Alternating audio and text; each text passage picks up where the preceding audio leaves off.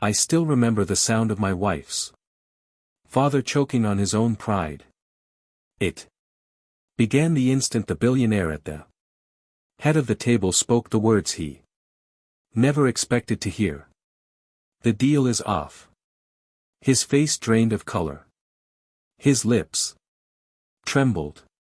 And for the first time in his perfectly curated life, he looked small. Funny how quickly power shifts when truth finally pulls up a chair.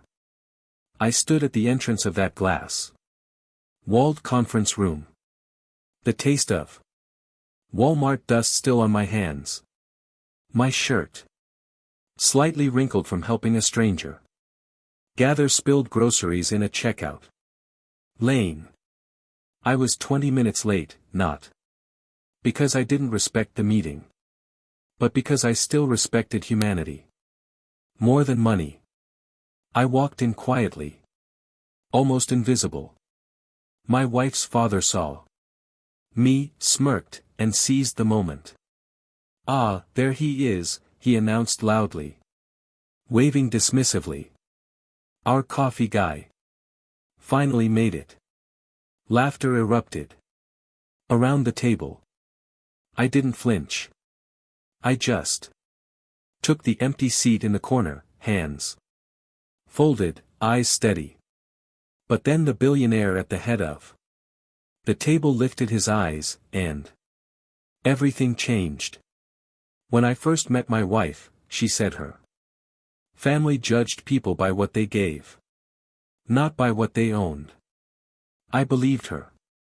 I believed all of it, her warmth, her promises, her soft way of saying we'd build a life together. Her father pretended to like me.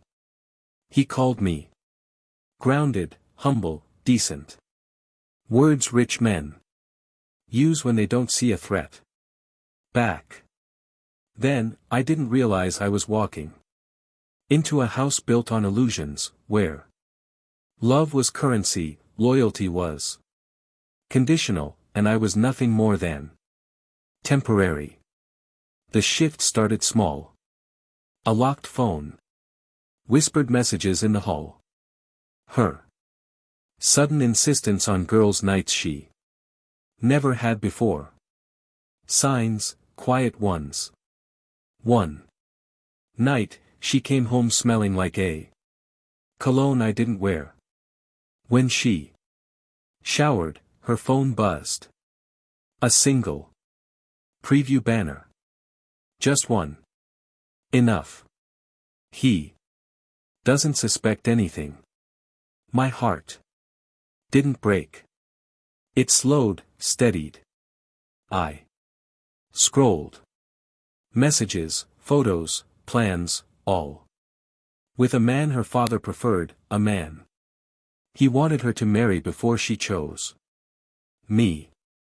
Of course. Of course he was behind it. I set her phone down gently. Then I looked at myself in the mirror. No tears. No rage, just clarity. I didn't confront her. Not then. Why warn a sinking ship about water? Instead, I learned quietly, studied their patterns, their plans, their weaknesses. Her father's empire was held together by loans, partnerships, and the ego of pretending he still had control. The investors he gathered today weren't just important, they were his lifeline. He needed this deal more than he needed his own daughter's happiness. And so, I planned, not for revenge, not at first. I planned for survival.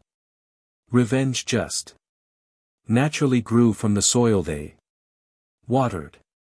I moved everything with precision. I documented her infidelity. I traced her father's hidden debts. I found every leverage point, every secret he hoped would stay buried. And then, 2 nights before the meeting, destiny handed me an Unexpected card. The struggling man at Walmart, the one whose groceries spilled. When his cart broke, wasn't just some stranger. He was the billionaire's brother, estranged from the family. Living simply, quietly, privately. I didn't know that when I paid for his groceries. Didn't know that when I helped him carry everything to his car. Didn't know that when I refused his repeated attempts to reimburse me. But fate doesn't always announce its intentions. He told his brother, the billionaire, about me that same night. A man who helps when he's late to the most important meeting of his life. A man who gives without calculating return. The billionaire wanted to see something his money never bought him. So when I walked into that room and they laughed and my wife's father waved me off like a servant, I simply took my seat. But the billionaire, he leaned forward. That the guy? He asked his brother quietly. Yes, the brother nodded. My wife's father laughed, thinking it was about the coffee joke. Then the billionaire's voice turned cold. I don't partner with men who disrespect people who've already shown more integrity than they'll ever possess. The room fell silent. He pointed, not at my father-in-law, at me. He's the only man in this room I'd trust with a deal. My wife's father's jaw went slack. The deal is off, the billionaire said. Standing. Papers closed, chairs pushed back. $1 million deal evaporated in seconds. My wife's father stumbled toward me. Voice cracking. Please talk to him. Explain. Don't do this to me. I stood. Slowly. I didn't do anything, I said. Softly. You did. My wife looked at me like she'd never seen me before. Maybe she hadn't. I filed for divorce that afternoon. She signed without a fight. Her lover already waiting in the wings. But her father, he lost everything. Investors pulled out. Loans were recalled. His empire collapsed under its own lies. All because he couldn't see past his own arrogance long enough to recognize the man he mocked. As for me, I didn't need vengeance to feel whole. It just came as a side effect of choosing decency over their greed. Funny, in a room full of millionaires, the poorest man was the one who thought mocking me made him powerful. And the richest, the one who saw value where others only saw a coffee guy. I walked away with my dignity, my freedom, and something they never had. Peace.